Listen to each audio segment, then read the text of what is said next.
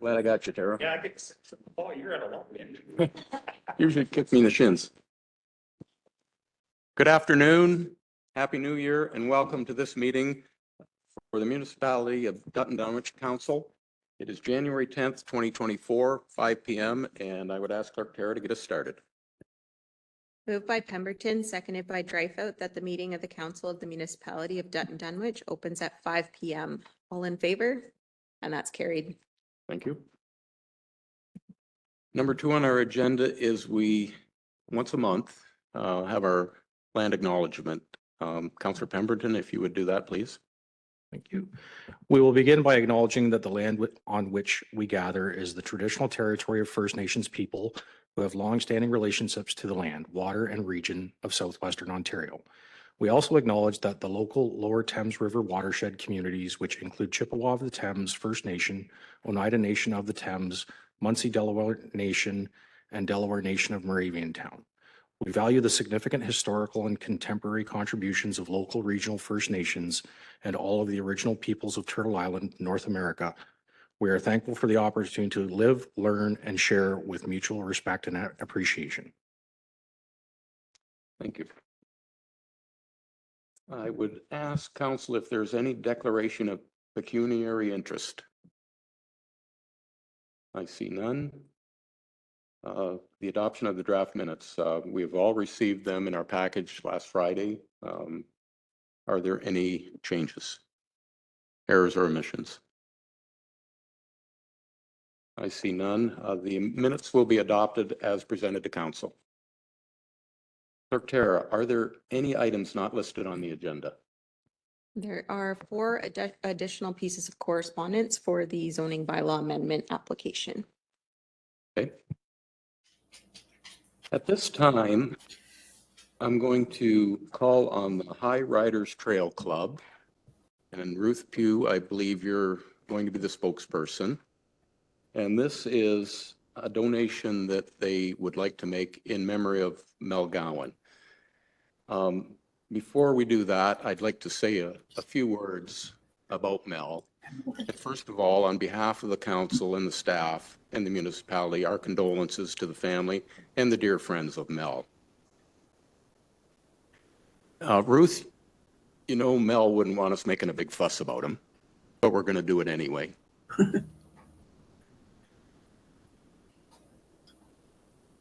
Even when Mel was not feeling the best, we always knew who the leader was on our trail committee. He said he'd take a step back, but we knew he didn't do that. A couple of years ago, one of the big storms, we lost most of the bridges between Talbot Line and Lakeview Line. Tremendous amount of work to be done. Ruth managed to obtain funding from the National Trail Committee. I believe it was over $20,000, which helped immensely. One of the challenges we had at that time was getting Mel to spend money. He could make a dollar go farther than anybody I know. And even when we had the funds, and quite often the trail didn't have a lot of money, he would reuse. I think he went home at night and straightened out nails and that sort of thing. But that's what made us successful. And the trail committee never came to council for funding at all. As a matter of fact, many years through fundraising activities that they would have, and the trail riders were involved, they would actually add money to their account that the municipality keeps separately here.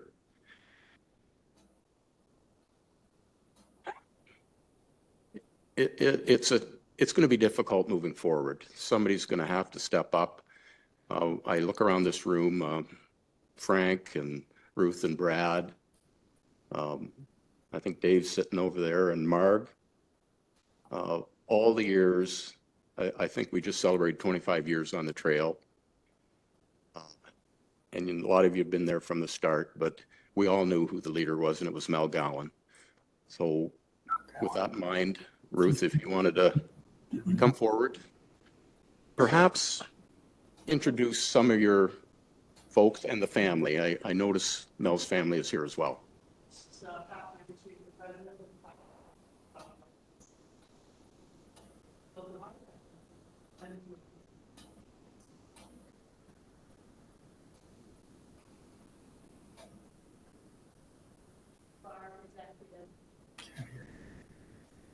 It's okay. Look forward to having the opportunity to work with you guys in the future to, have some ongoing fundraising. And I know it's hitting a few people really hard here tonight, so we'll keep this nice and short. So on behalf of Mel and the high riders, we have a check here for $765. Thank you very much. Thank you.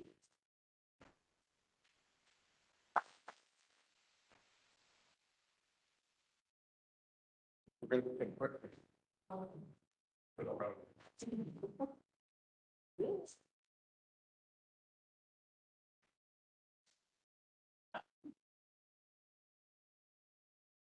Hold the check up.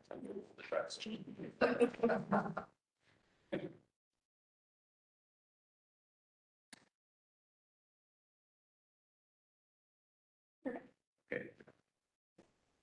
Thank you. So we also have members of our trail committee here. They stand. Mark. Dave. And Dave, yeah. And we have a couple of now sons here. Okay. Thanks so much. We're all gonna, we go grab a bite to eat now. With that money, by the way, we haven't confirmed this, but the idea with the fire is that we're gonna purchase a plaque, a memorial plaque, and place it on the trail. That's what we'll use that money to do. So thank you very much. Thank you.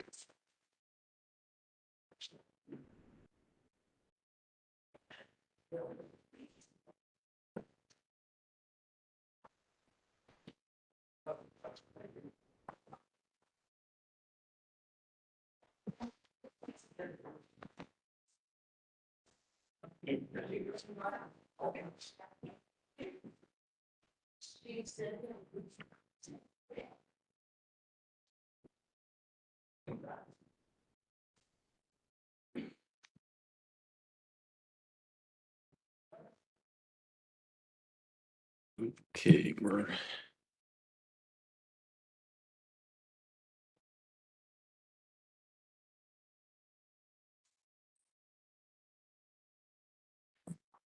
I believe we can deal with a couple of issues on the planning department, and I saw Planner Tracy. She is attended.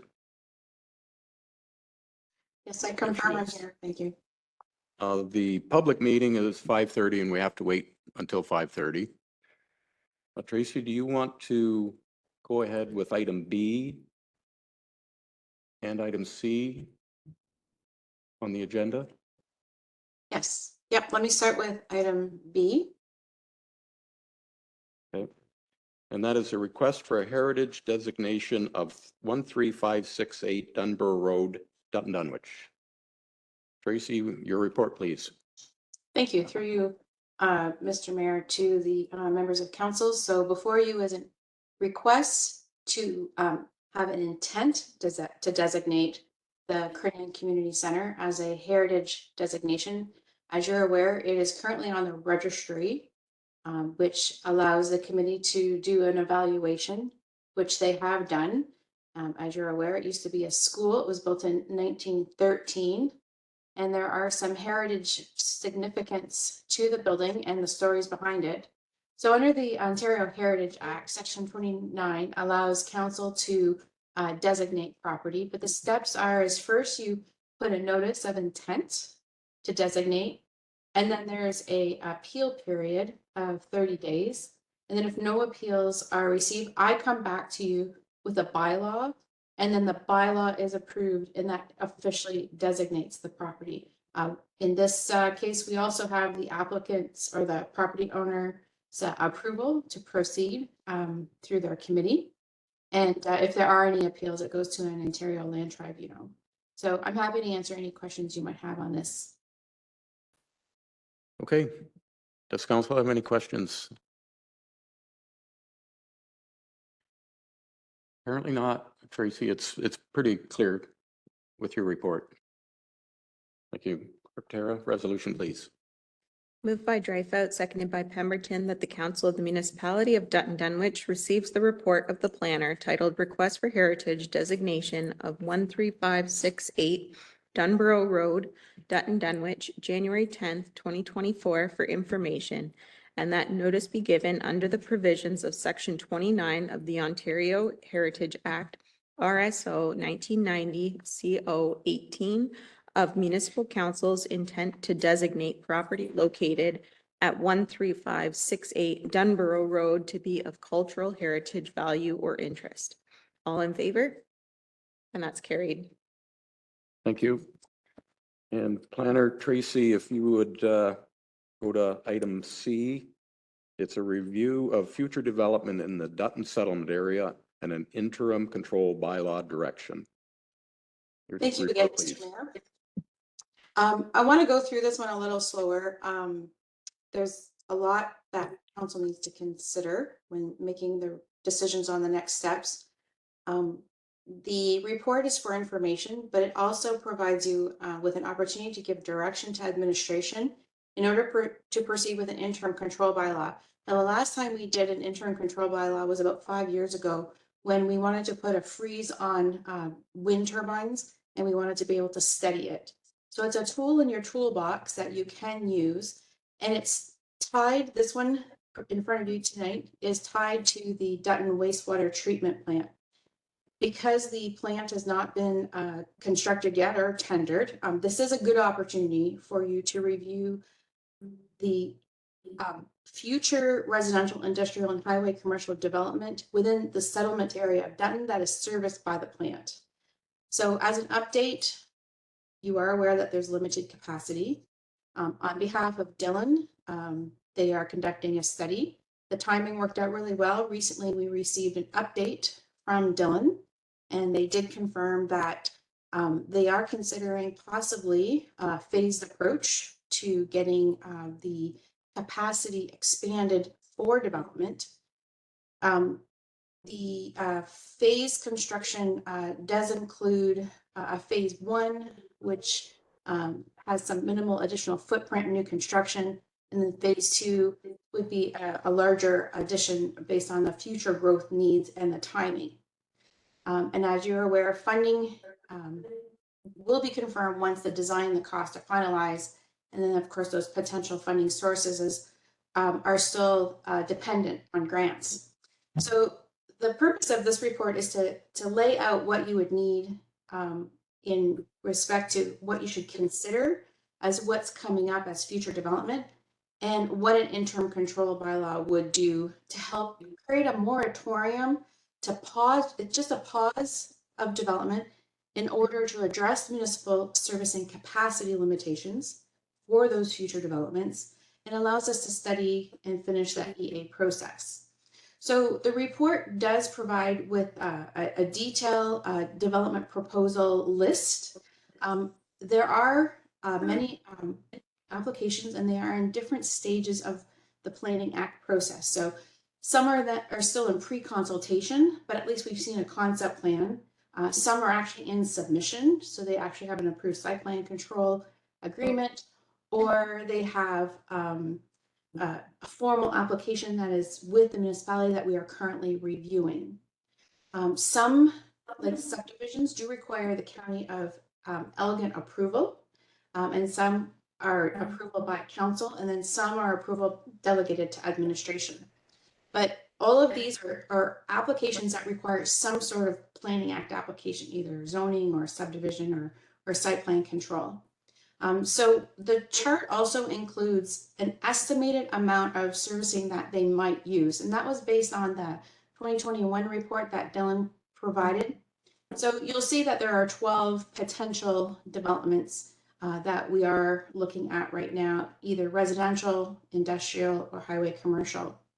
So under the provincial policy statements, and I'll go through sort of the planning framework, the key takeaway in the analysis is that infrastructure for public service facilities shall be provided in an efficient manner. So we want to be able to have the services available prior to advancing any applications through a Planning Act process. Under the County of Elgin's official plan, it mirrors a lot of what the provincial policy statements talks about, making sure that you have efficient and environmentally responsible development, which is supported by services such as water and sewage disposal. In your Dutton Dunwich official plan, it mirrors very similarly, again, those two upper tier documents. And for all types of development, it mentions that there should be adequate services in order to be able to entertain development. So their last and final document is the Dutton zoning bylaw, and there are holding provisions on certain lands, and they are already paused. So we don't want to release those until so you know for sure they are ready to develop. And it's specifically in an H symbol in order to make sure that the developer can demonstrate to the municipality that adequate services can be provided.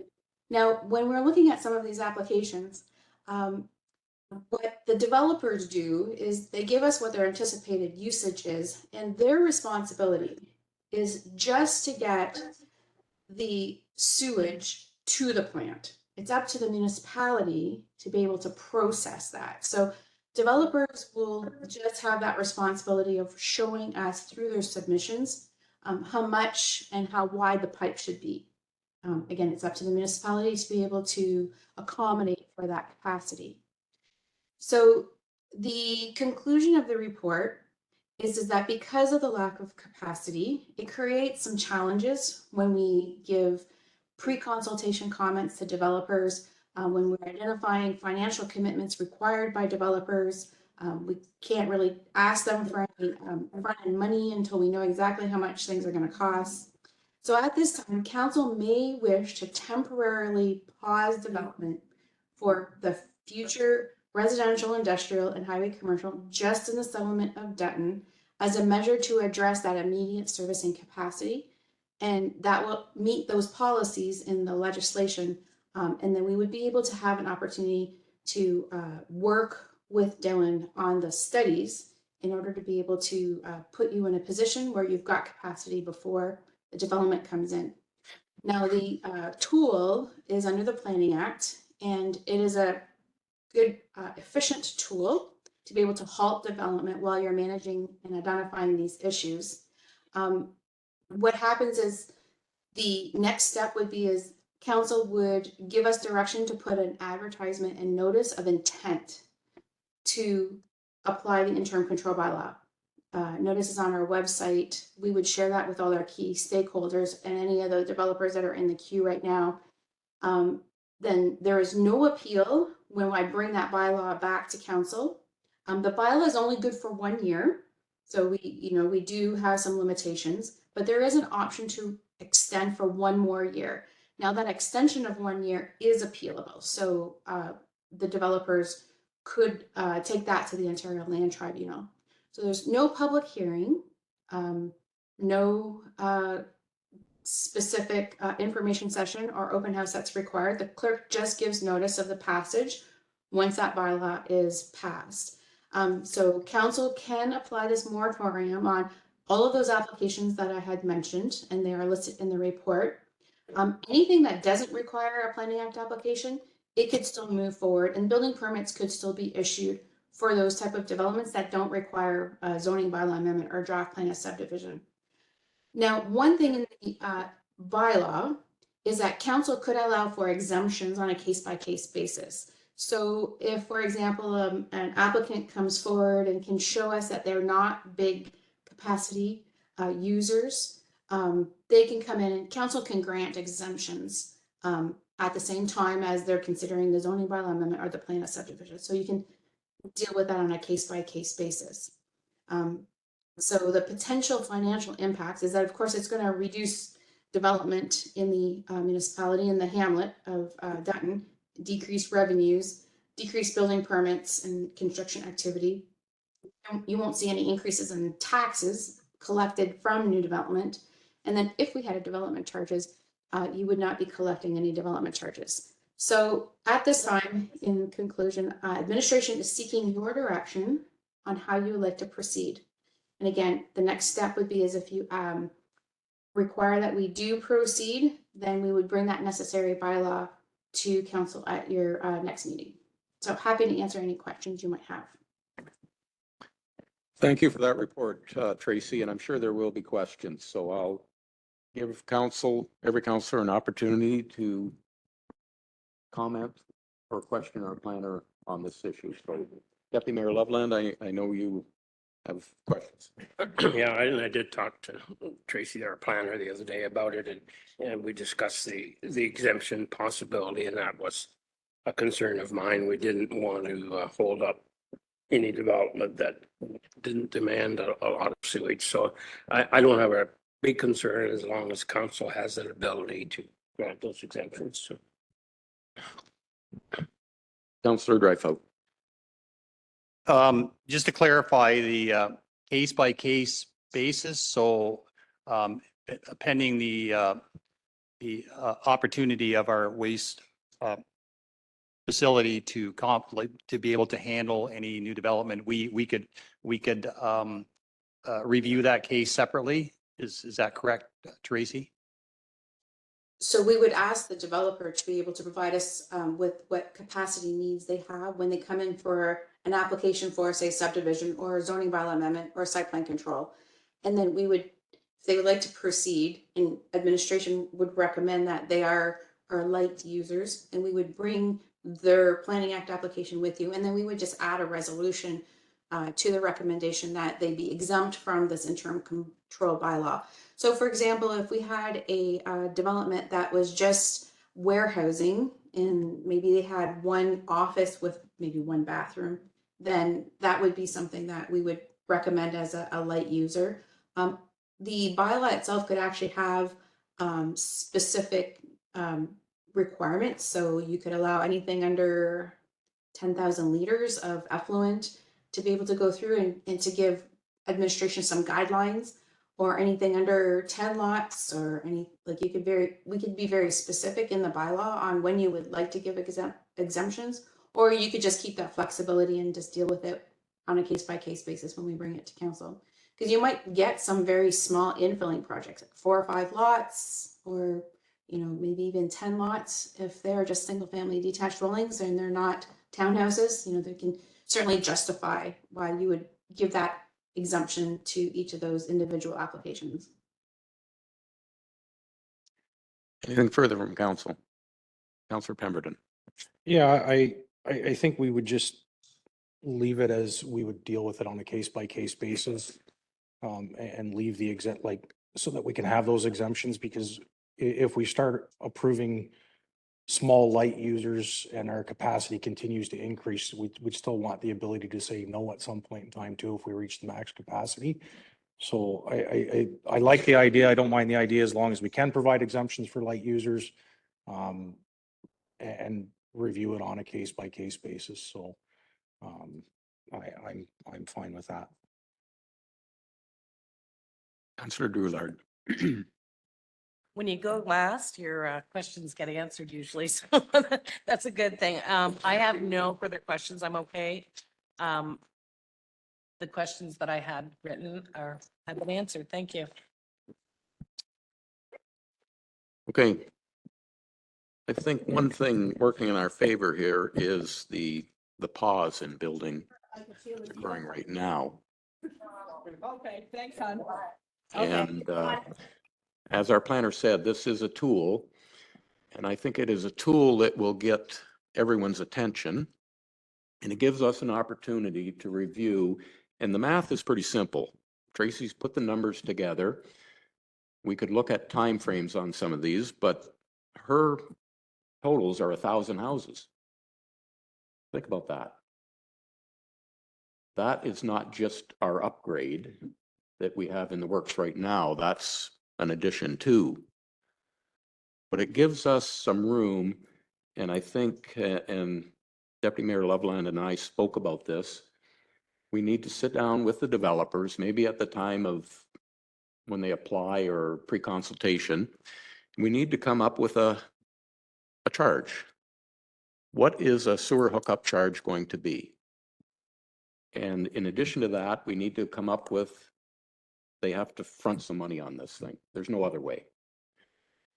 So we need to spend a little time, and I guess I'd task staff with that, come up with what do we need moving forward, how much money we're going to have, and then we need to have a conversation with developers. And it's not unusual. I mean, they front costs for these types of things all over the province. So we're not asking for something that's unusual. It's something that has to be done. Is there any further questions from council? Deputy Mayor Love. Maybe just a comment, and I think Tracy may have mentioned it, but the actual developments that are being done under plan of subdivision have actually been frozen for a while. So this is not going to be any news to them. The County of Elgin has taken the position, rightly so, that they won't be approving any plans of subdivision until the sufficient improvements are tendered for the plan. So the people with the subdivisions aren't going to be surprised by this. It also gives Dillon time to complete their long overdue work.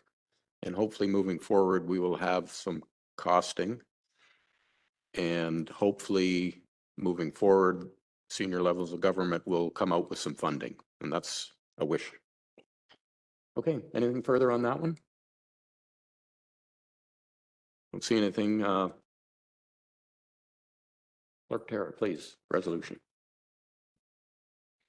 Moved by Pemberton, seconded by Loveland, that the Council of the Municipality of Dutton Dunwich receives the report of the planner titled Review of Future Development in the Dutton Settlement Area and Interim Control Bylaw Consideration, dated January 10th, 2024 for information, and that Council of the Municipality of Dutton Dunwich provides direction on an interim control bylaw as a moratorium to pause development in order to address municipal servicing capacity limitations for future residential, industrial, and highway commercial development within the settlement area of Dutton.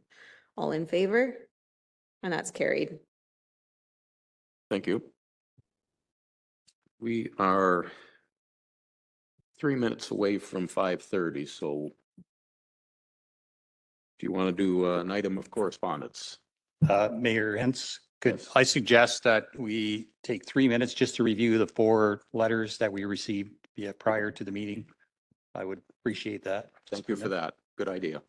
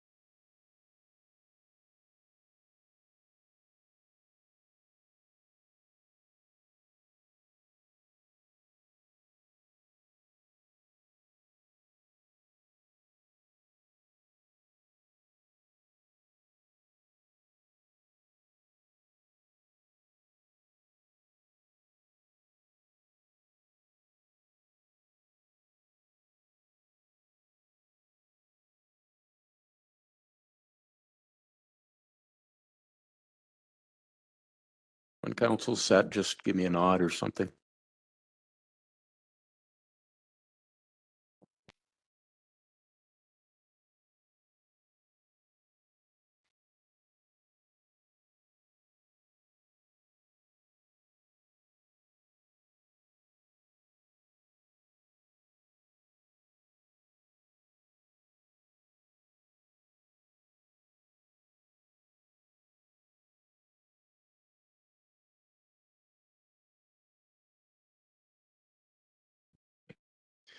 Okay, Clerk Tara, please. Moved by Dreyfus, seconded by Loveland, that the public meeting for zoning bylaw amendment application ZBA 11/23 filed by Cynthia and Gregory Monk for property located at 9347 Curry Road opens at 5:31 PM. All in favor? And that's carried. Thank you. First of all, anyone in attendance that's here for this public meeting, there is a sign-up sheet in the back. Please put your name on there. For information, that we will forward you decisions or any further information on this. Anyone else?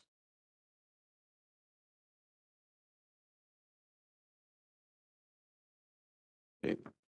This is a public meeting as required by Section 34 of the Planning Act to afford any person an opportunity to make representation with respect to a proposed zoning bylaw amendment to rezone the subject property from Hamlet Residential with exception HR1 zone to Hamlet Residential with exception HR 6 zone in order to permit agriculture as an additional permitted use. The subject property is locally known as 9347 Curry Road in the municipality of Dutton Dunwich. Does any member of council have a disclosure of interest concerning the proposals? I see none. To Clerk Tara, what method of notice and when was notice given to the public for this meeting?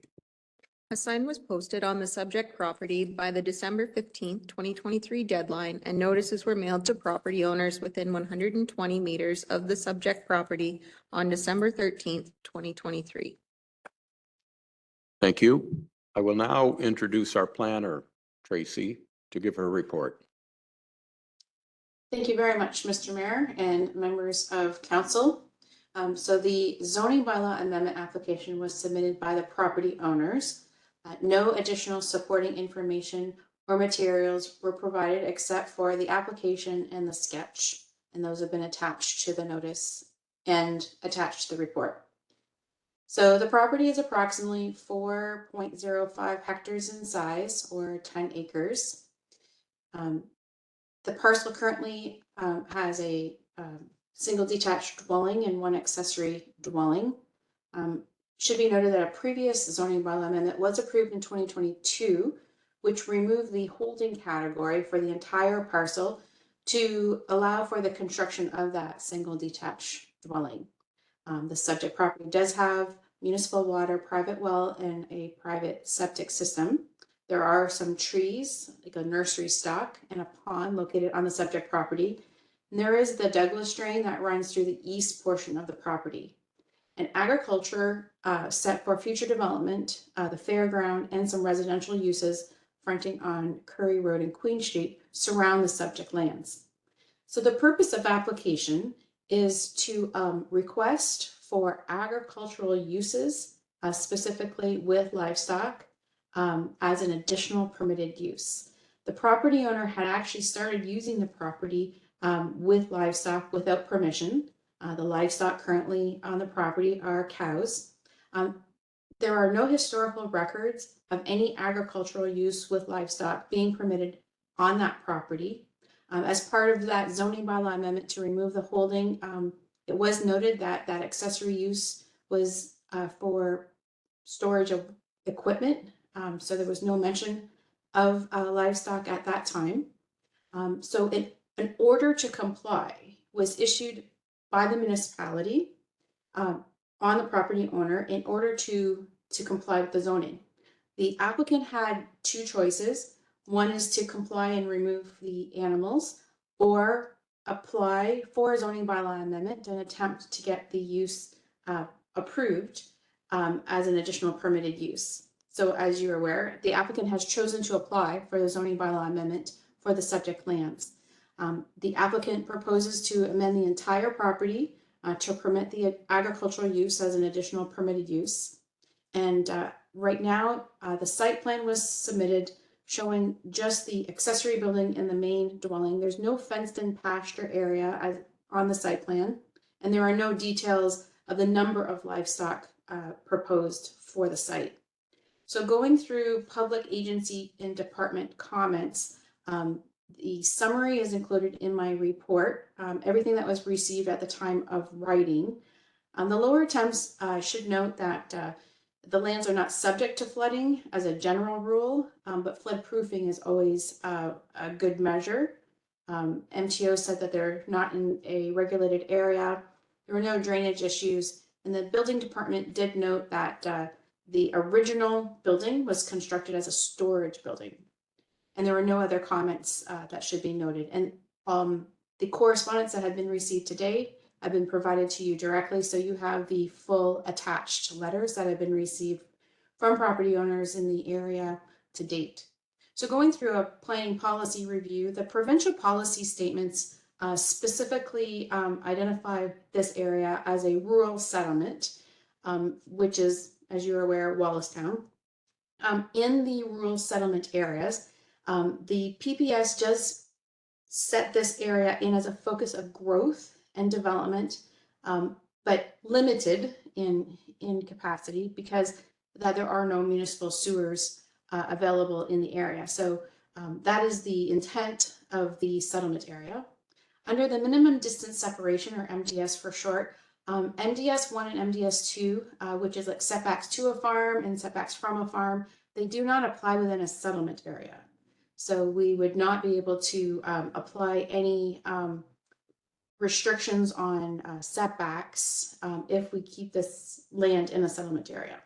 The county official plan designates this area as a tier 2 settlement area, and agricultural uses are not permitted in settlement areas. The municipal official plan also designates this area as a hamlet in the official plan, and agricultural uses are not permitted in the settlement areas. And there are some key tests when looking at development within the settlement area, and it has to make sure that it fits with the character of the area. It's got to be compatible with the neighboring residential uses. It has to be necessary and desirable to have livestock on that property, and it has adequate buffering. The Dutton Dunwich zoning bylaw zones this property as the hamlet residential with exemption, that's HR1. Now the HR1 specifically says that you're allowed a single family detached dwelling, an accessory building, and you have to actually be away 85 meters from an existing livestock building, which most likely that was put in there because of the setbacks from the fairgrounds or any livestock that were outside the settlement area in the agricultural designation. So the applicant proposes livestock in agricultural uses as an additional permitted use. I do have the definition of agricultural use in my report, and it does have a very broad list of uses that are in agriculture. So the comment with respect to the zoning bylaw is that the intent and purpose of this land use designation is to allow for residential, commercial, and highway commercial growth. That should be the focus of this hamlet area. Now, there is one other similar zone specific that does allow agricultural use, and it's in HR2. It's located in Wallacestown along Talbot Line. The only difference is that that property abuts the fairground, so it's north of the fairground, fronts on Talbot Line, and there are no residential lots abutting that property. So that's a very unique situation, and that has happened in the past. So in conclusion, administration has taken a look at all of those regulations, and we recommend that council consider a request to deny the zoning bylaw amendment. It's our planning opinion that the application is not desirable. There's been no additional justification for any reasons or need for the request to have livestock on the property or any type of agricultural use. The use is not compatible with the surrounding area being residential and fairground. And the next steps for council to consider is once a final decision is made, a notice is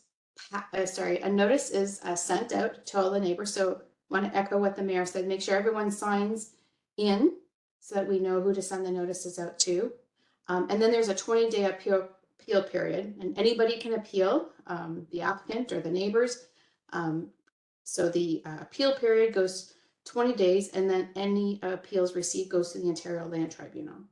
So wanted to make sure that everybody understands that there are rights to appeal if you have submitted correspondence or attended the public meeting either electronically or in person. So with that, I'm happy to answer any questions at the appropriate time. Thank you for that report, Tracy. To Clerk Tara, have you received any comments from staff? Yes, as summarized in the planner's report. Did you receive any written submissions on this application? Yes, as summarized in the planner's report and the 4 items that were brought before you. Okay, thank you. Before I open the floor to questions from the public, please be advised that if any person from the public wishes to receive further information on the action of council regarding the passing of a bylaw on the proposed amendment, please ensure that they leave their name, address, and postal code with the clerk. Sign the sheet at the back.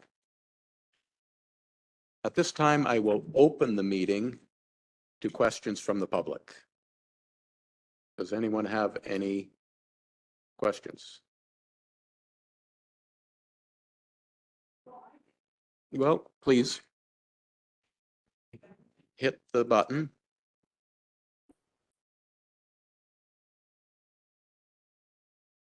Your name and Mary Ann, live in Wallacestown.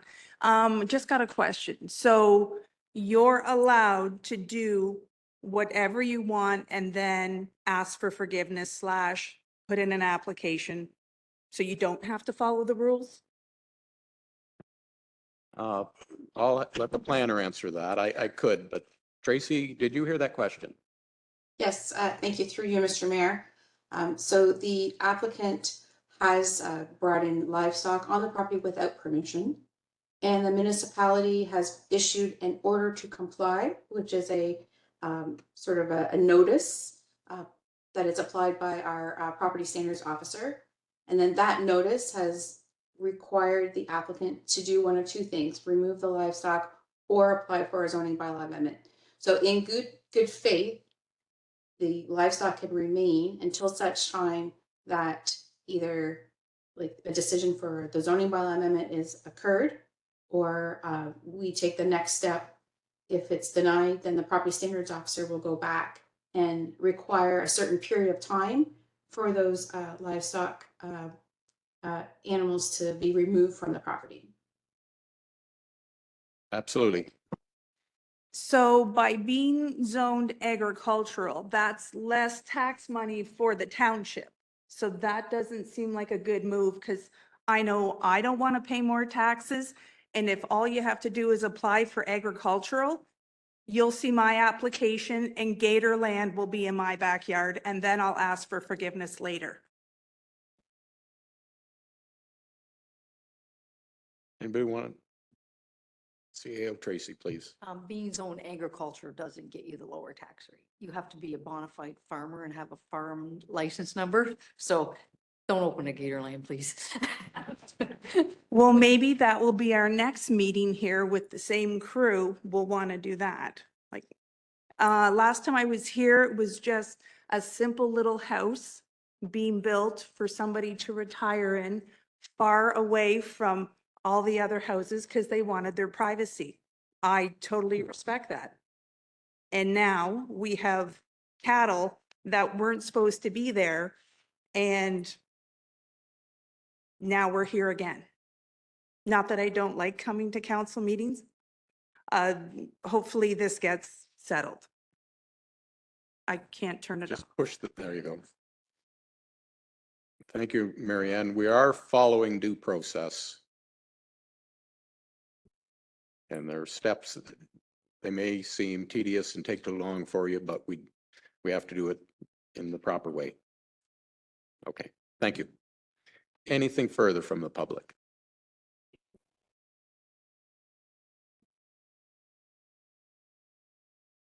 Okay. I'm gonna let everybody say their piece.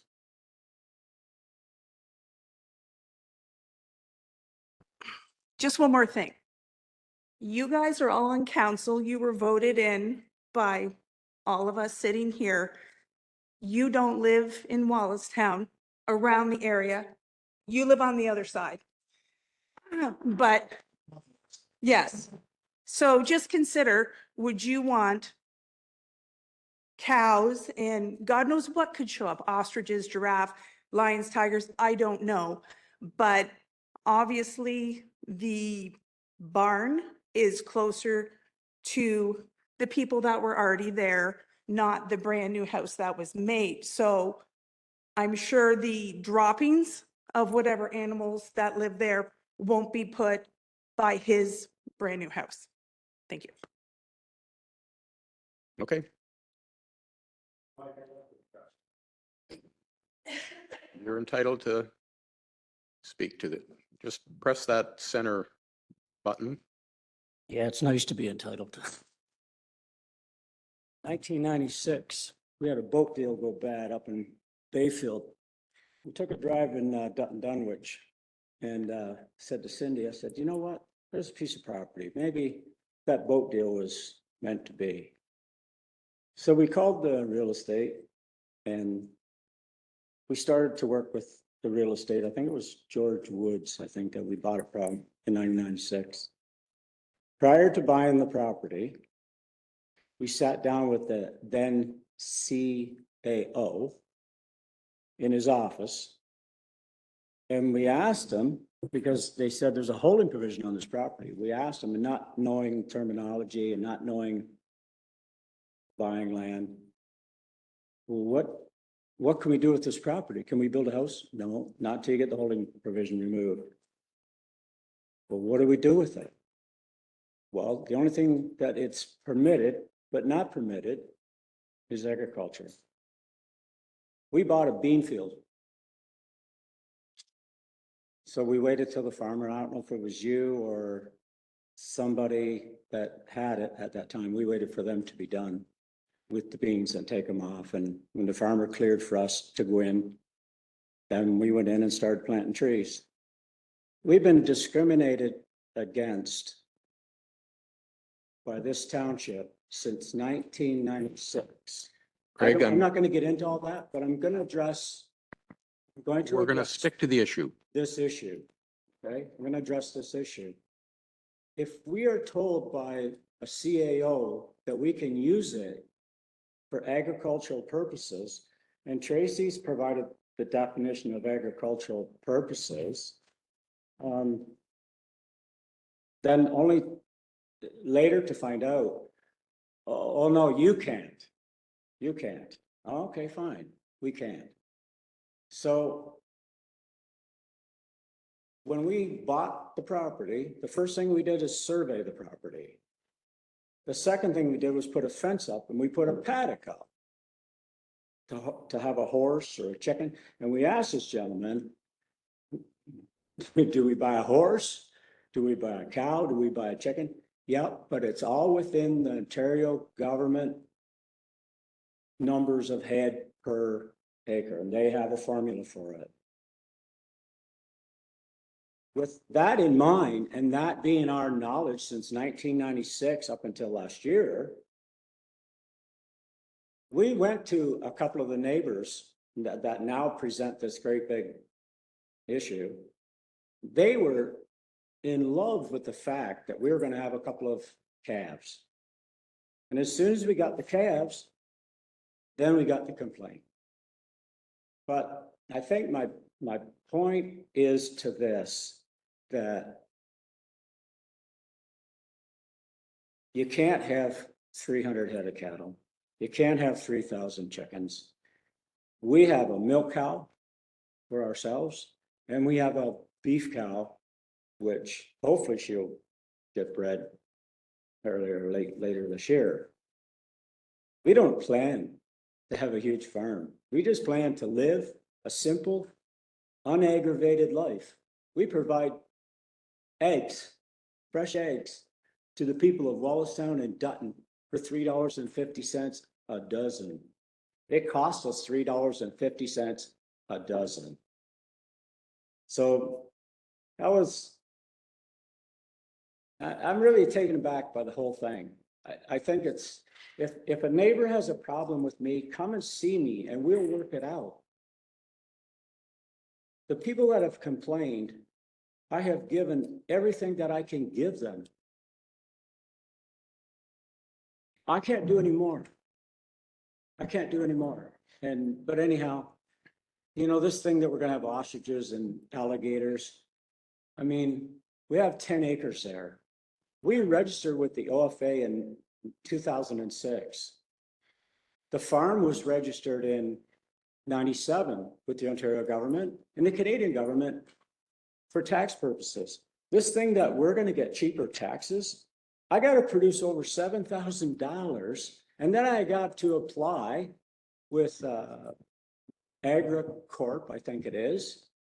They gotta approve it at $3.50 for 2.5 dozens of eggs every day. I'm gonna be a long time getting to my 7,000.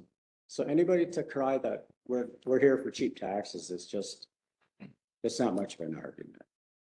But anyhow, that's my spiel. Okay. Thank you.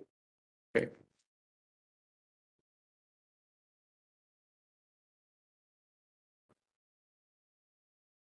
It's good.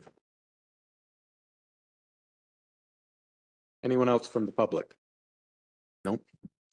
Okay. Do council members have any comments to make?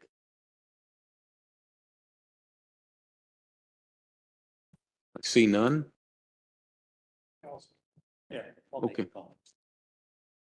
Okay, Councillor Pemberton. Yeah, thanks, Tracy. I think your report really spells out the zoning and stuff like that.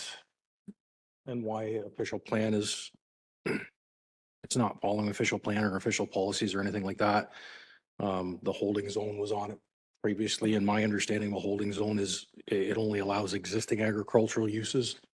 So unless Dutton zoning bylaw is a little different, so I don't think there would be allowed to extend the agricultural use. If it was a bean field before, it would always allow to be a bean field. But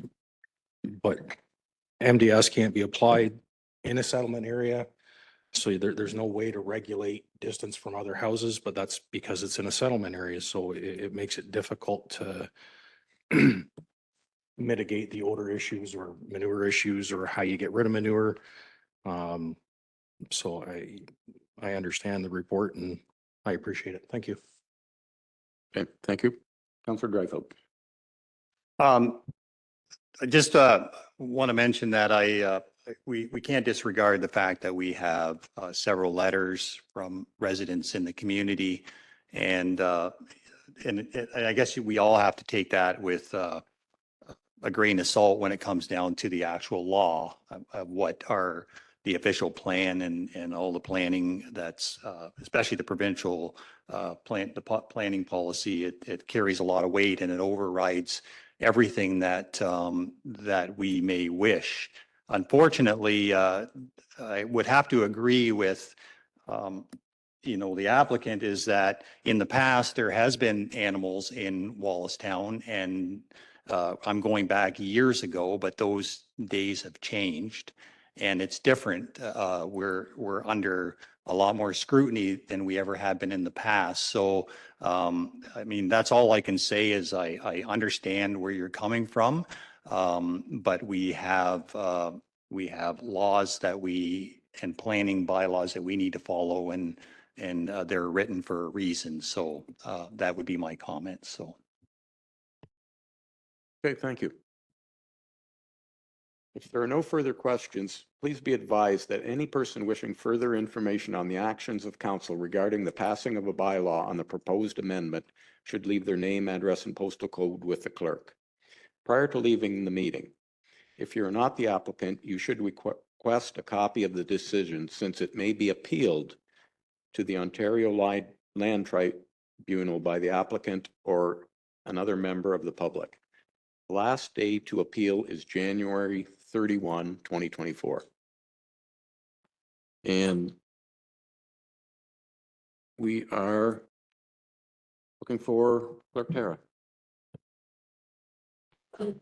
Moved by Loveland, seconded by Drulard, that the Council of the Municipality of Dutton Dunwich receives the report of the planner titled Application for Zoning Bylaw Amendment ZBA 11/23, 9347 Curry Road, Municipality of Dutton Dunwich, Cynthia and Gregory Monk, property owners, dated January 10th, 2024, for information.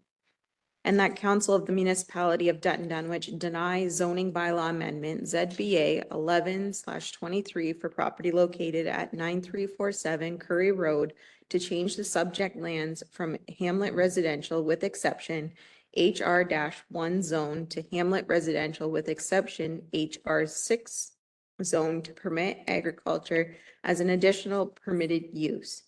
All in favor? And that's carried. Thank you. This public meeting is now concluded.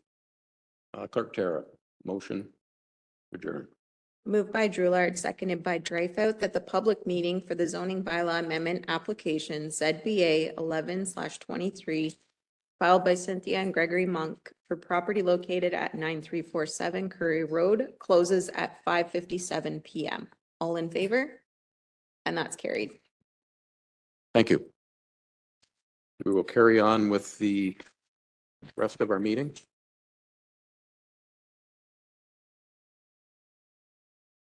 We are on item 8, which is correspondence.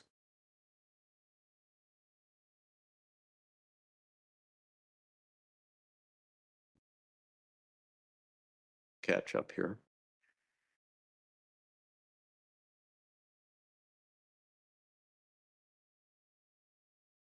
Everyone's welcome to hang around, but we're going to join the rest of the meeting. The first item is the Township of Clearview. It's the Cemetery Transfer Abandonment Administration and Management Support.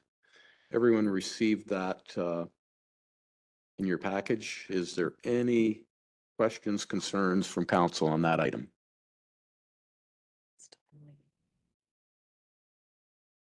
Nothing? Okay. Clerk Tara, please.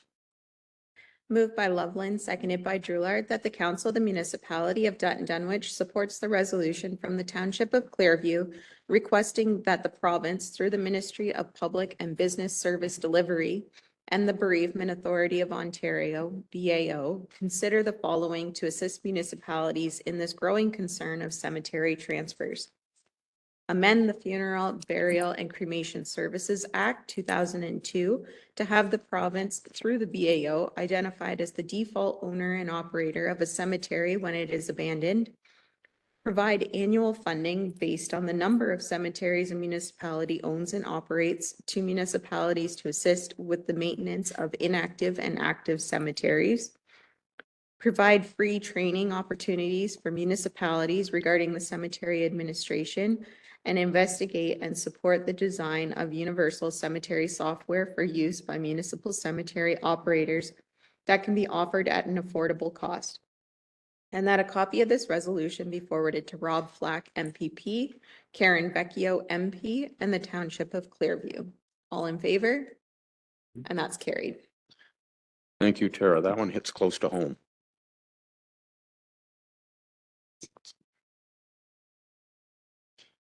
Item B is the Township of Conmee. Elected local government official disqualification upon conviction of a criminal offense. You hear more and more in the mail or the news all the time, but any comments, questions from council on that item? See none, Clerk Tara, please. Moved by Drulard, seconded by Pemberton, that the council of the municipality of Dutton Dunwich supports the resolution from the township of Conmy lobbying the provincial government to amend the Municipal and Municipal Elections Act as may be, so that people with a criminal record who have not had their record pardoned from the RCMP database by order of the Governor General of Canada be prohibited from becoming a candidate in municipal elections or holding office in municipal council. And that a copy of this resolution be forwarded to Rob Flack, MPP, Karen Vecchio, MP, and the Township of Conmy. All in favor? And that's carried. Thank you. Item C, the Township of Asphodel, Norwood, rising municipal insurance costs.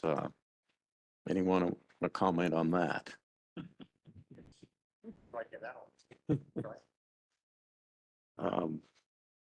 Resolution, please, Clerk Tara. Moved by Say yes. Pemberton, seconded by Loveland, that the council of the municipality of Dutton Dunwich supports the resolution from the township of Asphodel, Norwood, calling action to reduce municipal insurance costs, and that a copy of this resolution be forwarded to Rob Flack, MPP, Karen Vecchio, MP, and the township of Asphodel, Norwood. All in favor? And that's carried. Thank you. Item E. No, we're item D, sorry. The Town of Aurora homelessness crisis. Comments from council?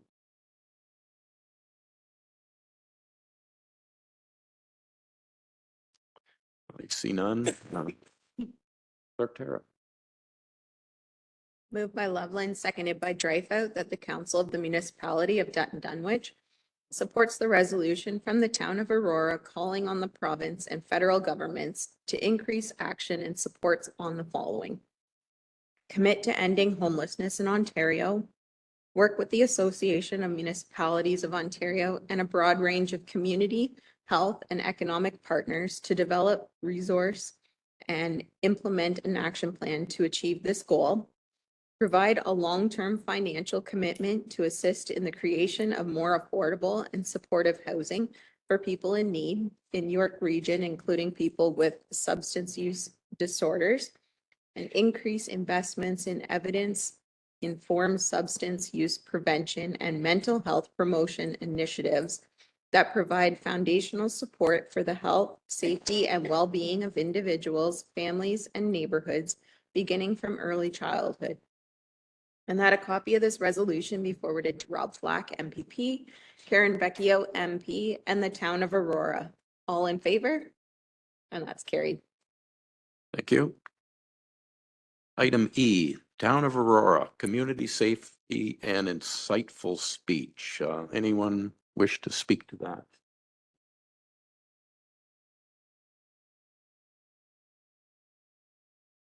It's where we're at as a society anymore. So, Clerk Tara, please. Moved by Dreyfus, seconded by Pemberton, that the council of the municipality of Dutton Dunwich supports the resolution from the town of Aurora calling on all levels of government to acknowledge the uncertainty and safety concerns in Canada and look to strengthening their available tools to deny insightful speech that encourages violent extremists the ability to publicly manipulate, advocate, and incite violence or physical harm to another human being, whether it be online or in person. And that a copy of this resolution be forwarded to Rob Flack, MPP, Karen Vecchio, MP, and the town of Aurora. All in favor? And that's carried. Thank you. Item F is the Elgin County OPP request to waive rental fees for a Citizens Police Academy. I'm sure council may want to wade in on this one. Councillor Dreyfus. I'm fully supportive of this. I think we're asking for more education and we're asking for more public input. I think this is an absolute necessity. So, Councillor Drulard. I would also support it. The only concern I have is it 9 consecutive weeks? Because I know that we have some rentals that are week-long, and so we would have to try to provide other accommodation for that. Or maybe they skip that week. I know there's at least one, there might be 2. So that would be the only concern that I would have for that. Anything further? Just a comment for me, for many years and visits to our local OPP, we've asked for more presence from OPP in our community, and we're finally seeing it. So I fully support this. And further to this, I would like council to fully support it. And I would ask that when a schedule comes out, that we make an effort, not everybody every night, but we make an effort to make an appearance as a council at each of them. And that would not be too onerous for us to pick a date and show up and just show support for this thing. But I'll leave that to staff when they get the schedule. Councillor Dreyfus. I just want to make one comment and further to that there, in the police, the OPP have literally walked our streets once a week in Dutton. And we may laugh at that, but I think it's really showing that they're making a huge effort to, like I've seen it several times, just walking down Main Street with a jacket and the cars parked at the other end of town. So I think it's a good thing. So That is great to hear. Clerk Tara, resolution, please. Moved by Pemberton, seconded by Drillard, that the Council of the Municipality of Dutton Dunwich waives the rental fees for the community center in the amount of $900 plus HST for a 9-week Citizens Police Academy hosted by the Elgin County, Ontario Provincial Police. All in favor? And that's carried. Thank you. Item G, City of Greater Sudbury, amendment to the Occupational Health and Safety Act to clarify the definition of employer. And I'm going to start the conversation here. This is an interesting thing. And I'm just wondering if Murray's in the gallery and Tim, if they have seen this documentation.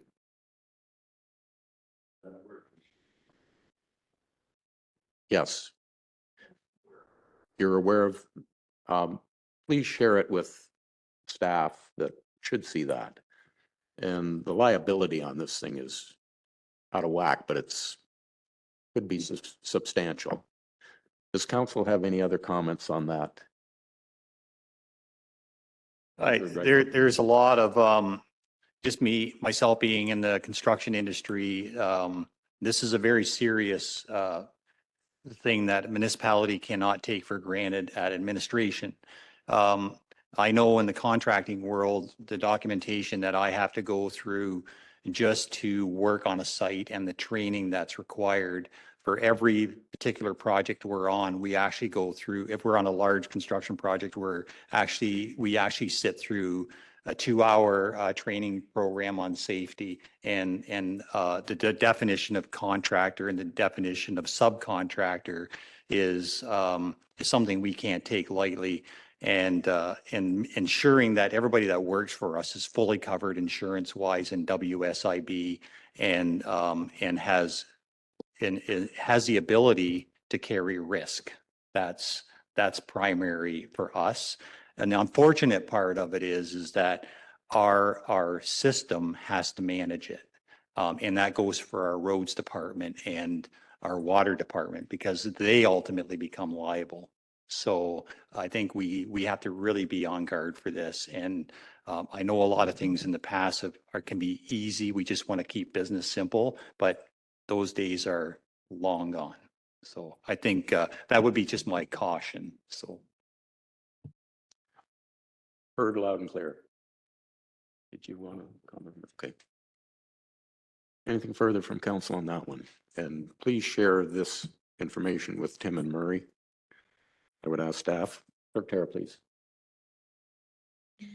Moved by Drillard, seconded by Loveland, that the Council of the Municipality of Dutton Dunwich supports the resolution from the City of Greater Sudbury requesting the province to amend the Occupational Health and Safety Act to clarify the definition of employer to exclude owners that have contracted with a constructor for a project, and that a copy of this resolution be forwarded to Rob Flack, MPP, Karen Vecchio, MP, and the City of Greater Sudbury. All in favor? And that's carried. Thank you. Yep. Can I just jump in for a minute? I'm just having some second thoughts about how we proceeded with the that application for that zoning. We did pass a resolution accepting the report, Yes. but and that recommended that council deny it.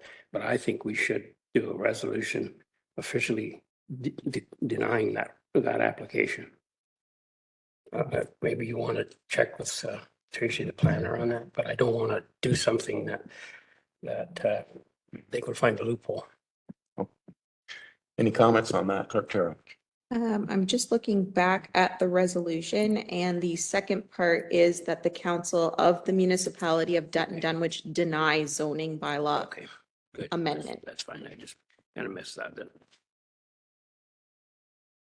Okay, I think we're pretty clear on that one now. Okay. Yeah. And then, I had to read it twice. yeah.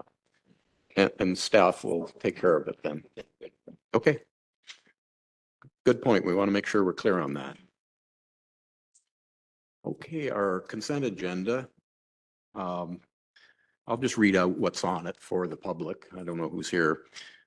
Consent correspondence. The first one is the Dutton Dunwich West Elgin Housing Stability Coalition volunteer recruitment, a trail to hope. And the Elgin County Council highlights from December 6th. And Roma was the trains and drains update. Is there anyone want to speak to any one of those three? Comment on the trains and drains. Do we have anything outstanding with this or issues? Nothing at this time, or anything possible in the future? Maybe? Always possible in the future, but right now we're okay. But there's quite a few municipalities that are struggling to get these payments. So, yeah. I wonder if the Bennett drain under the old CSX would come into this. When we have one. So we potentially could, even though it's an abandoned rail line. So. Okay, anything further on that? We'll go on to the committee reports, and they include the Cenotaph Committee, the Dutton Dunwich Cultural Heritage Committee, the Dutton Dunwich Economic Development Committee, the Dutton Dunwich Recreation Committee, the Dutton Dunwich Trans-Canada Trail Committee, Elgin Area Primary Water Supply System, the Emergency Management Committee, the Lower Thames Valley Conservation Authority Board of Directors, Occupational Health and Safety Committee, the Tri-County Water Board, the West Elgin Community Center Board of Management. Now, I saw there were no attachments, so there probably were no meetings there, but does anybody want to share anything that if they sit on those committees? Councillor Dreyfus?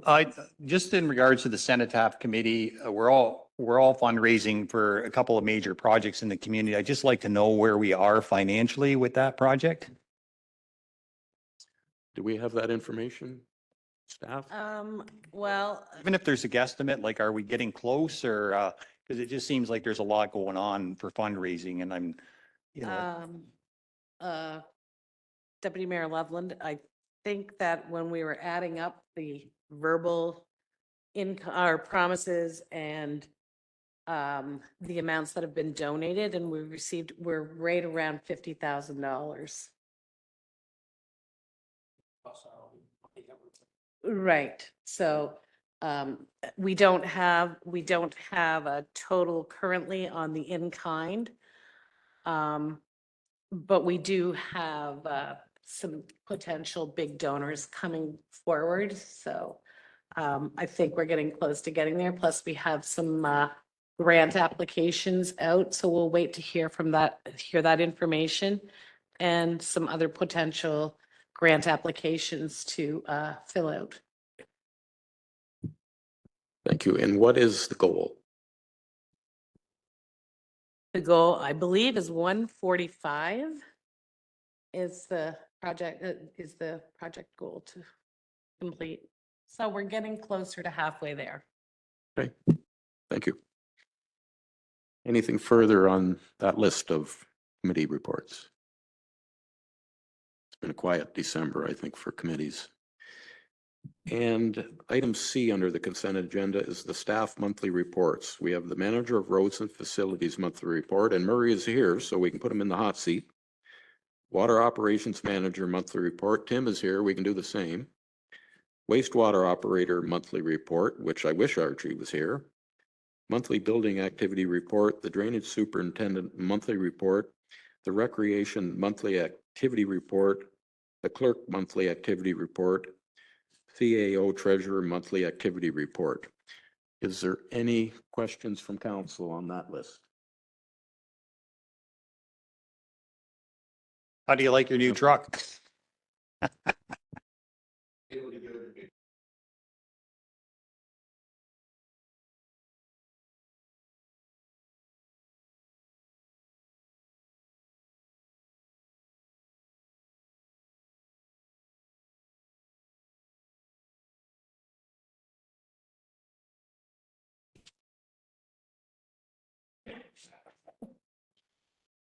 Anything from council?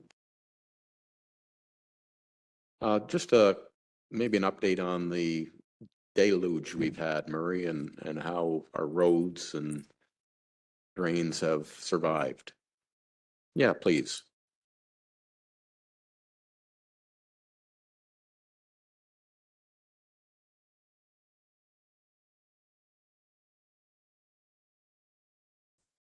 December was a very tough month for us, and January is continuing that trend. We have to have a couple dry days in a row to be able to grade. We did manage to get out and grade some shoulders on the counties. We were trying to get across gravel roads. We had both drags out, both graders out, but it's just been a struggle. I know there's been complaints, and I'm sure you've all heard complaints from residents. We're trying our best. We've applied spot gravel in some certain areas. We dug some trenches in. It's just been an interesting winter so far. But we were all out I know it's in January, but we were out the other day too and cleaned out, made sure all catch basin lids that we were aware of were cleaned off. And I think we made it through last night's rain pretty good, honestly. Other than, standard damage. We had a few tree limbs and there'll be some more potholes, I'm sure. Thank you, Murray. And I did not receive complaints on our roads today, or water issues, so it must have been good. No, I haven't received any either, but I did see a lot of shout outs that your guys are out there making sure that the drains are running. So I saw it all over the socials. Actually, I didn't see it. People pointed it out to me and then I saw it. So Yeah. people are noticing. As a sidebar, I had actually had Parks and Rec staff also helping us because we were in the process of trying to get grader converted over to winter. And with the rains and that, so Parks and Rec staff pitched in and they were cleaning drains. Even I went out and got wet for a while, so. Good job.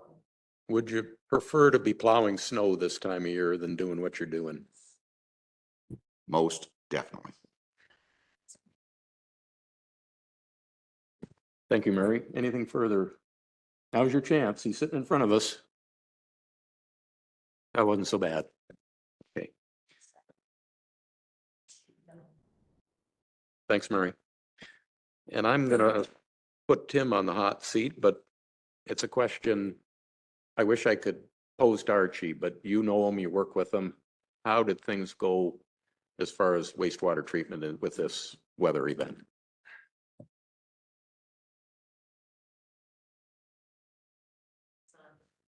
Everything went well.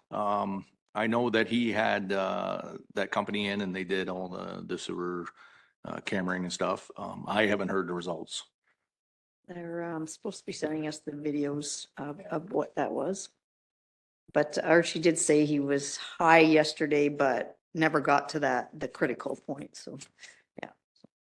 And to touch on that, like the last couple of days, we got a lot of rain. So if anything, that's a positive.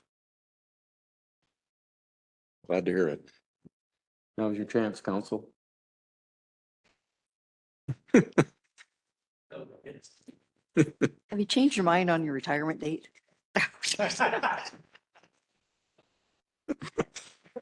Even when we're nice to you, you're not going to hang around? Thanks, Tim. And everything good on the water end? Yes. Okay. Mhm. Oh, sorry.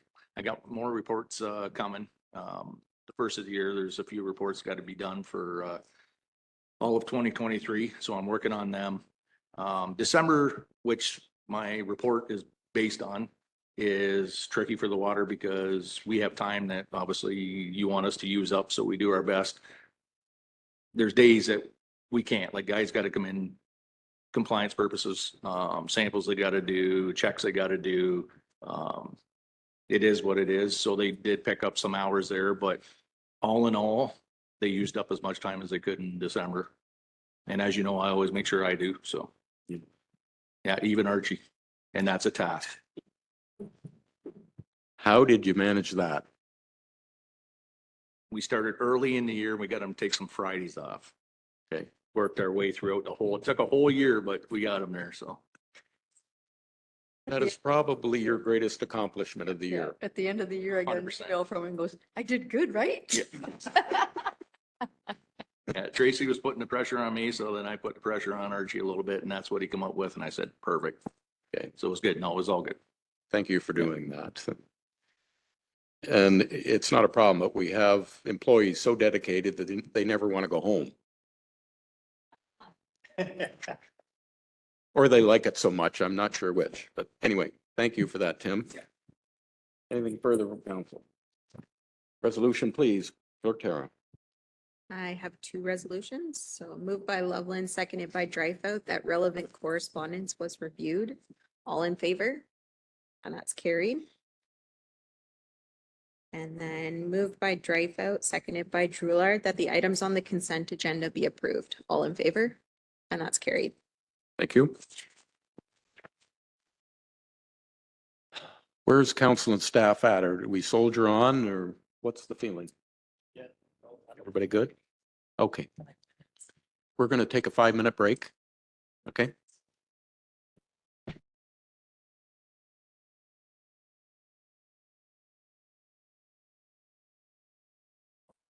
Okay, if everyone's all ready to go, we're going to deal with item 10, which is our CAO treasurer's tax receivable update. Thank you, Mr. Mayor. So this is just a report I'd like to bring to council every year at year end to show where we're at with our taxes we've collected. Because as you know, this is our main source of cash flow. So if we're not collecting our taxes, we don't have money in the bank.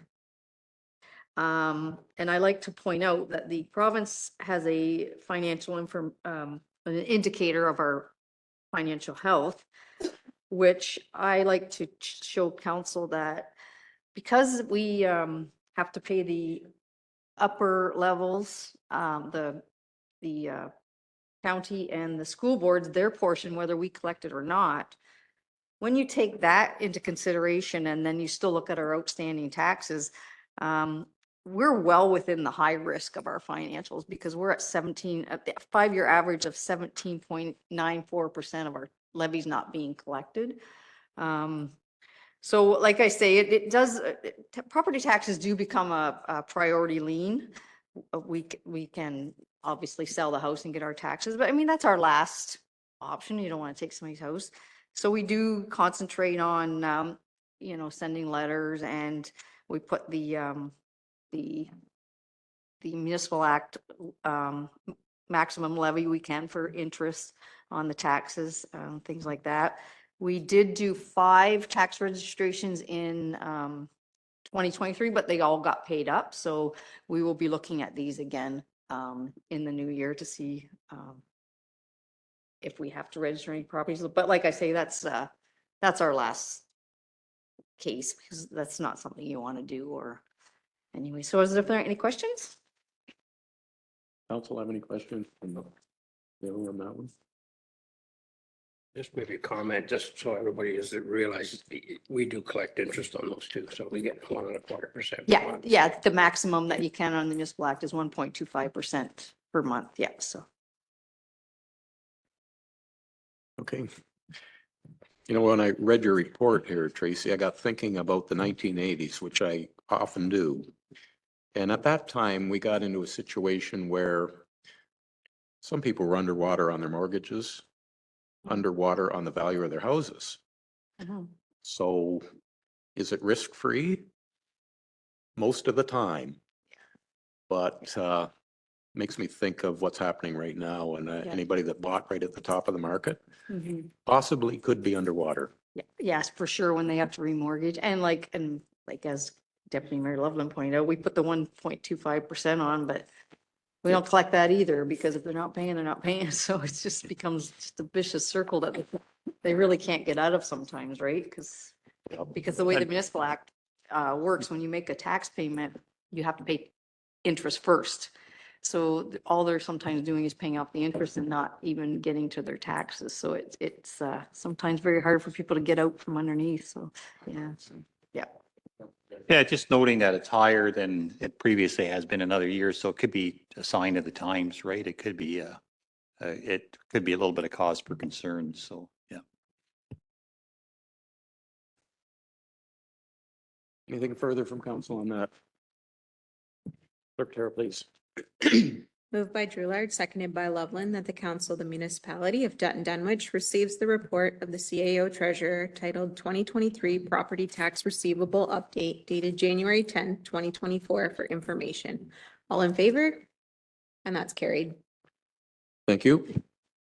And the next item is a landfill site modification of hours. And I think Murray may want to speak to that, and certainly our CAO Tracy.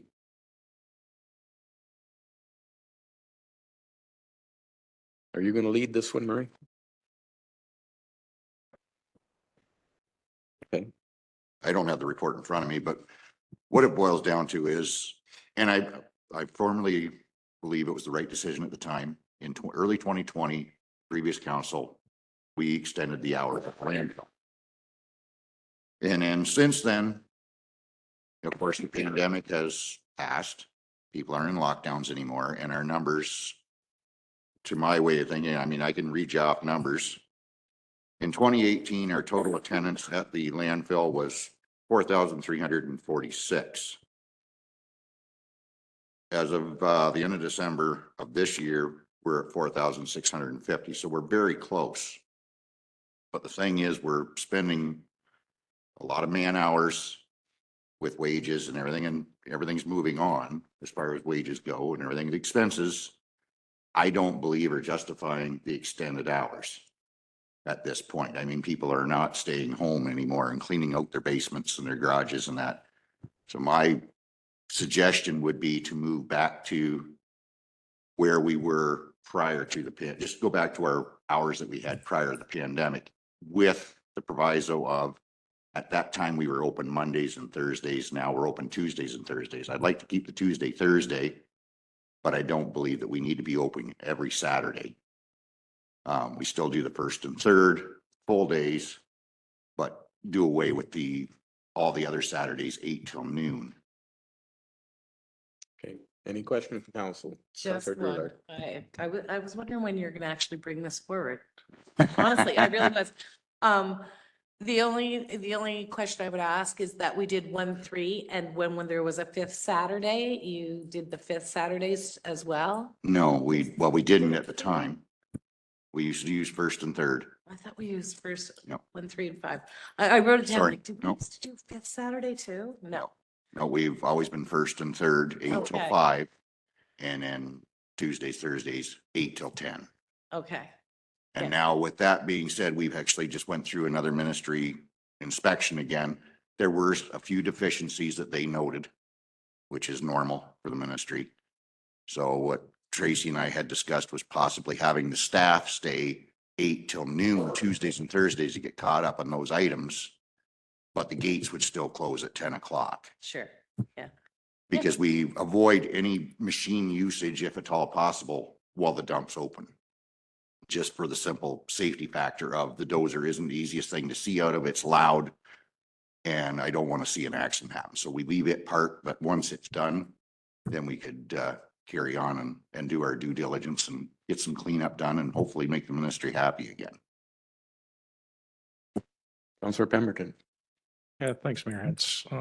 Yeah, Maria, I've got no issue with cutting back the hours. I guess my only question is the report says you want to cut back the hours the first and third Saturdays to 8 to 3 instead of 8 to 5. Yeah, I did. Yeah, that reminds me. Sorry. That is my mistake. I didn't calculate that in. Talking with the operators, they basically say that the place is a ghost town after 3 o'clock in the afternoon. First thing in the morning, 8 o'clock, there's a lineup. But anything after lunch, it starts really petering out. And I was talking with different guys that have been at the landfill, and they're all saying the same thing, that from 3 till 5, it's just a ghost town. So I don't feel that we're getting, not that I like to see guys get their hours cut back, but on the same token, we have to be cost conscious. And I think it makes more operational sense to. Is that another time that you could have them there till 5 still, but the gate's shut at 3? If They probably need don't wanna be, work I Saturday. wouldn't maybe make that one a scheduled one. But the guys that I've got there, Dean especially, is really good. He'll keep an eye on it. And he has pushed after 5 even when he felt it needed it. It depends on the volume of stuff and what it is too. If we get, somebody brings in a whole whack of insulation for say that the wind's gonna blow it, he'll bury it. But if the stuff's harder, like heavier stuff, he will leave it and he'll push it on Tuesday. And the ministry seemed to be okay with that. They'd like to see daily cover, but they do realize too, we're not talking Toronto volumes. No, I just wanted clarification. on Yeah, that. no, so yes, that was my mistake. It would be 8 till 3 on the first and third Saturdays rather than the old original 8 till 5. Anyone else, Councillor? I have no problem with the changes at all. I think I was just going to ask the question too, after 3 o'clock, what was the volume? Like, I can totally understand that there'd be hardly anybody there. The only thought I had is if we get busy in construction again or whatever, how are we accommodating that? Or is it just working within these hours again? Well, not right now, it's not a problem, but it could be in the No, future. we've always had kind of an ad hoc that if it's between normal working hours and we're at Public Works, we have gone in, we advertise, we're open 8 till 10 on say a Tuesday.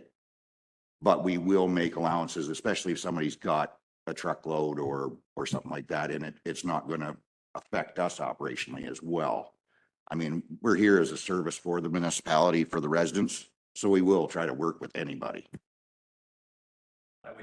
I would recommend, if we pass, when this gets passed, we go right to our website and it gets changed. And we post it no less than 3 times on social media. Just so we get the word out. So. Yeah, no, I don't expect us to start this month, but I would like to start it as soon as we could, because winter time is always slow. Is there a sign out at the dump location with the hours and stuff like that too, that would have to be I believe updated? there's at least 2 signs out at the dump with the Yeah, hours. just say, maybe make sure those are updated and Yeah. a little large so everybody can read it, because if they're I'd put fairly them on, used to the 5 o'clock, especially the 5 o'clock, Yeah. that, when you're switching to 3, somebody's gonna get awfully perturbed showing up at 3:30. Oh, it's always open till 5. yeah, well, I'd put them on the gates, but we seem to have some vandals that won't leave our gates alone currently, so whether they'd still be there or not, I don't know. Yeah, yeah, we've got the sign right by the shed and there's a sign out by the road as well. And only because it's probably, I'm sure you see a lot of the same users over and over and over again, and I'm sure there's people that, and I'm included, for the last 20 years have expected to be there till 5 o'clock. Got to get there quick. It's 4:45. Yeah. So because it's enough of a change, people are gonna want to. Dean's very good at communicating Yeah. those kind of things as well, so he will, as people come in, he'll be telling them as they come in, and Steve loves to talk as well, so if I get Steve on board, Steve will be making sure he tells everybody. Can that be a segue into what we want to add on to this? Yeah, I just had one more question.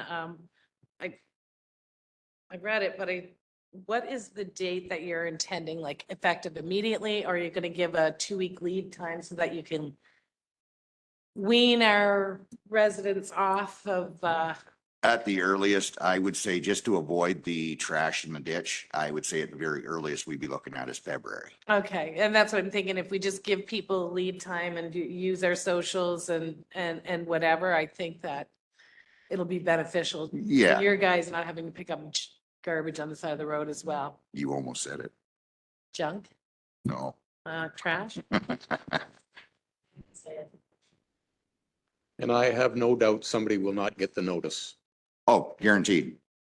So we'll do the best we can. Yeah. Go ahead, Councilor. When is water bills again? It's not for a while, is it? And taxes? Oh, but taxes going out, right? So can we maybe put the information in the tax mailings? I mean, a lot of people get them, get it like electronically, but if we can send that out, we might just reach a few more people. Yeah, even a post,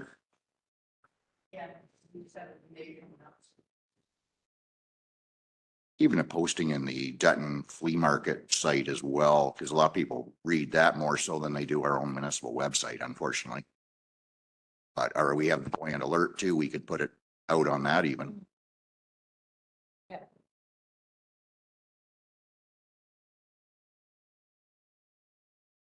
Staff will do their best. Go ahead, Tracy. Murray and I want to also mention that Dean, who's great, actually is going to be off with hip surgery. So we are going to hire just a temporary fill-in. He's the brother of our Toonzagers that used to work here. So he's going to work while Dean's off with his hip replacement.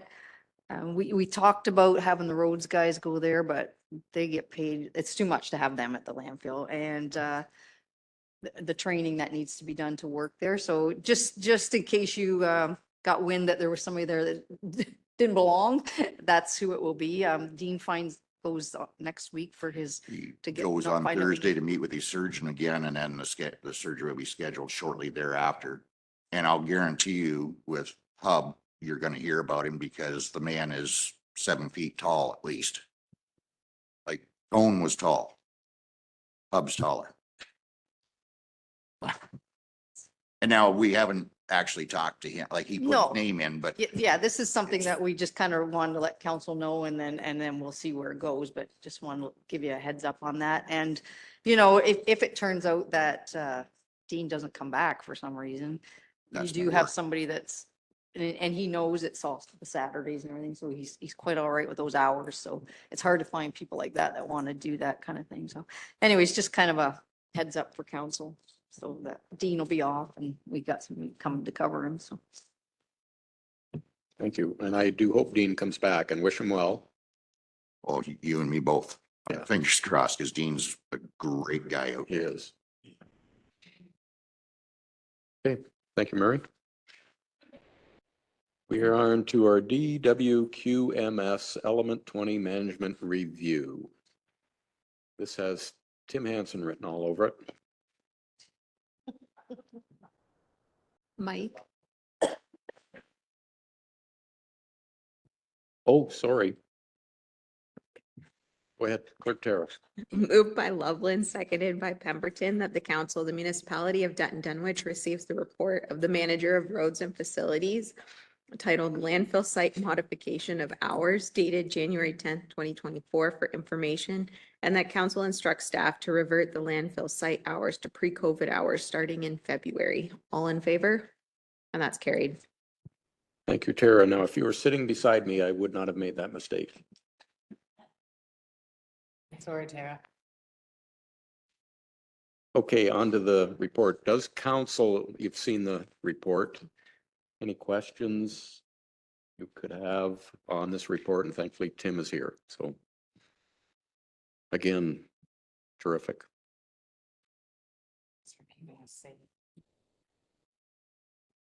Do you wish to comment further on it, Tim? Yeah.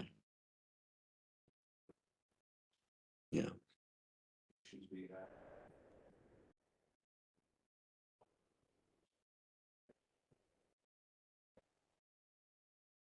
Okay, Thanks, Tim. yeah. Clerk Tara, please. Moved by Pemberton, seconded by Dreyfus, that the Council of the Municipality of Dutton Dunwich receives the DWQMS Element 20 Management Review 2023 for their consideration. All in favor? And that's carried. Thank you. Is there any unfinished business? It all got finished. New business. And we have one item. It is our fire department committee appointment. And there may be some discussion on this one. Has everyone seen the request from our fire chief? No, I have. Okay, I don't think council has. I have so- seen it and there's nothing in the report. Yeah. Then I think an explanation is in order, and I'll start it, and then Tracy can fill in all the holes. Our new fire chief, interim fire chief, Jeff MacArthur, one of the requests he had was that council not have representation at their meetings. It is something that he has done in West Elgin that he thinks has worked. So this request has come from our new chief. And I'm of the opinion that we need to give him what he needs to do the job, and he feels that this would be beneficial down at the fire hall. And I didn't really get into it any further than that with interim chief MacArthur. So Tracy, if you have anything further. Pretty much what you said. He didn't elaborate. He just said he'd done it other places and he said it seemed to work. He said it seemed to give, more of a, I don't want to say like a pecking, like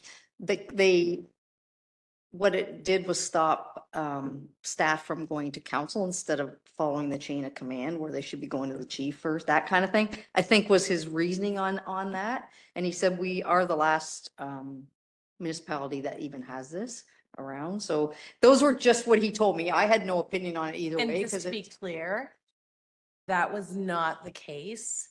If anyone came to me as the Oh. representative, Yeah, they were no, directed back to their captains, Yeah, their no- chief, no, their deputy chief, or to you. Yeah. So just to be clear, yeah. that was No, not. the and he case. wasn't saying it happened there. He just said that's what he found when he introduced it in the other. Well, I where just he- wanted to Yeah, clarify yeah, that. no, we know that. It's just, and I just said, Tara can look into what kind of committee it is and we can go from there. So that was about it. So. Yeah, I think it was shortly after he was appointed. Yeah, he wasn't here long Yeah. enough to even know how it worked here, but he Yeah. just said that's something he'd like to introduce. So anyways. Anything further from council on that one? Could I just make a comment? Yeah. And I don't want to be negative here in any way, and I respect what he's doing, because we've talked as counselors about committee participation and the value of different committees and so on. But I think the only thing I will say is that I'll respect what he's requested. I think that what I'm struggling with a little bit after thinking about it is maybe just out of courtesy, Councillor Drulard could have just been consulted. Maybe I don't know if she was or not. I'm just I'm getting the feeling she wasn't. So it's just out of respect, and I'm not making an issue out of it. I just feel that if the request is made, then maybe someone could have contacted Councillor Gerard and just said, hey, this is what's going on. And you know what? it's no disrespect to you. It's just the way it is. So that would be my only comment. And I think it just keeps us in harmony. So I'll leave it at that. So. Okay, Clerk Tara, I see you But nodding. I could be wrong that there was communication. I don't know. So. Clerk Tara, please. Yes, so this was brought to my attention when we came back from holidays, and it was kind of a request from Jeff. It was a what should we be doing? And as well as when I was introducing Jeff at the fire hall as the interim fire chief, it has kind of come to our attention that this is actually a staff meeting. It's not a committee meeting. It's not open to the public. It's not of that nature. So it's kind of evolved over time. And Jeff kind of pointed out, well, what had happened is previously these fire chiefs were elected or they were volunteer fire chiefs. And now what we're doing is hiring the fire chief. So it's all kind of an evolution and we're just playing catch up at this point. So we did send an email off to Councillor Drouillard and let her know that for the reasons in the email, we would be bringing this forward. It's not a reflection of her in any way. It's just kind of aligning with the new direction that the committee is actually not a committee going forward. Yeah. It's like having staff members at the water department safety meetings or at the public works safety meetings or at the senior staff meetings of our staff. So it's just a realignment. Another comment? Yeah, and for a little further clarification, a lot of the things that I would do with the fire department were when in their volunteer capacities. And I mean, going forward, that's not allowed. I can't help them out at events or so like I'm just not to have anything to do with the fire department because it wasn't very clear. It just said that was the decision. And so going forward, I'm not to have contact with the fire department. I'm just not really clear. So it's not that you're not supposed to have contact with the fire department. It would be how you participate in any other Canada Day event. It would be how you participate in any other event of the municipality. It's just that you're not going to be part of the staff meeting.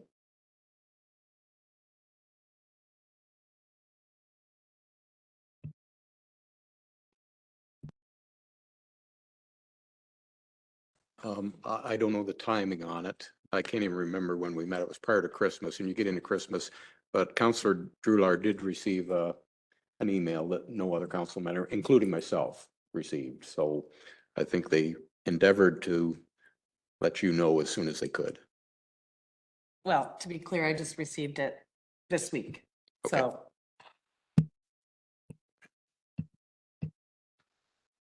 Okay. Any other comments on that one? Seeing none. Clerk Tara, do you have a resolution for that? Moved by Dreyfus, seconded by Loveland, whereas the Fire Department Committee no longer acts as a committee of council and has evolved to a staff business meeting.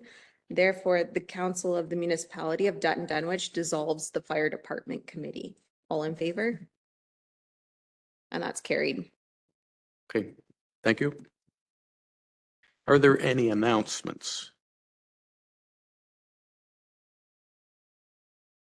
Nothing? We have a proposed bylaws and item 15 is the 2024-01 pop drain actual costs. Everyone received that. Is there any questions, comments from council on that one?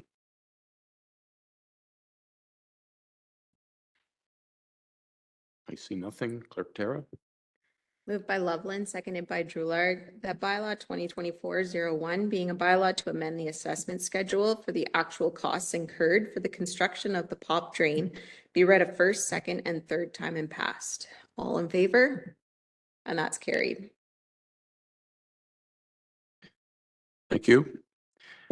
We are going to go into closed at this time. John, Nora, wish we could keep you, but we can't. Thank you for attending.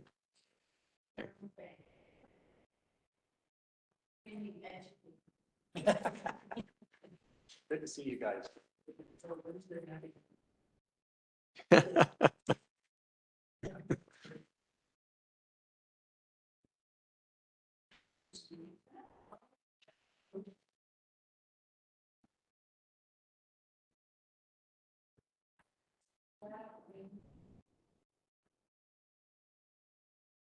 Good night, John.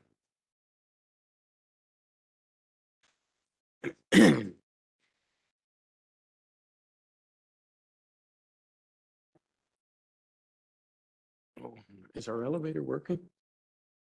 Yeah, I think John came up, but. Yeah. Okay, John. I just wouldn't want to step in an empty hole. No, no. It's not. He'd be right back to where he was when they got him out of that plane. Okay, Tara, let me know. Moved by Drillard, seconded by Pemberton, that the Council of the Municipality of Dutton Dunwich now moves into a session of the meeting that shall be closed to the public at 6:56 PM in accordance with Section 2392 of the Municipal Act SO 2001, Chapter 25, for discussion of the following matters. A, labor relations or employee negotiations, Section 2392D of the Municipal Act, Water Department. All in favor? And that's carried. And just give me one moment.